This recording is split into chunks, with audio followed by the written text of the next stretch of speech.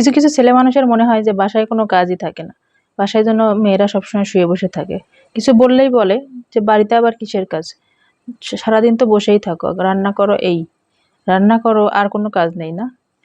এইসব ছেলেদের আমি বলতে চাই যে তোমরা দুই একদিন বাসায় বসে এই কাজগুলো প্রতিনিয়ত করে দেখো, কিছু না 1 মাস করে দেখো, তাহলে বুঝবা যে এই কাজগুলো কতটা কষ্ট এবং কতটা ধৈর্য সহকারে করতে হয়। আচ্ছা, তার সঙ্গে যদি ছোট বাচ্চা থাকে তাহলে তো কোনো কথাই নেই।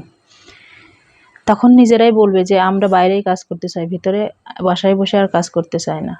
অথচ অন্যদের বলার সময় বলবে যে বাড়িতে কোনো কাজই নেই। যাই হোক, কিছুদিন ধরেই ভাবছি যে ফ্রিজটা পরিষ্কার করব, কিন্তু ব্যস্ততার কারণে এবং শরীর খারাপ ছিল এই জন্য করতেই পারছি না। আগে থেকেই আমি ফ্রিজের সুইচটা কিছু সময় আগেই অফ করে রেখেছিলাম। তারপর মেয়েকে খাওয়াইয়ে দাওয়াইয়ে ঘরটা ঝাড়ু দিয়ে এখন চলে এসেছি ফ্রিজ পরিষ্কার করতে। প্রথমে আমি ডিপ ফ্রিজ থেকে সব কিছু নামিয়ে নিয়েছি, তারপর নর্মাল থেকেও নামিয়ে নিলাম। এখন আগে আমি ফ্রিজের বরফ যেগুলো জমা ছিল ওগুলো ফেলে দিয়েছি। এখন একটু লেবু জল দিয়ে ডিপ ফ্রিজ এবং নর্মাল ফ্রিজ দুটাকেই সুন্দর করে মুছে নেব। এই তো হয়ে গেছে। এই যে আমার ফ্রিজের পরিষ্কার করার পরে ফাইনাল লুক। আপনারা কতদিন পর পর ফ্রিজ পরিষ্কার করেন অবশ্যই জানাবেন কিন্তু আমি 1 মাসের ভিতরেই করি।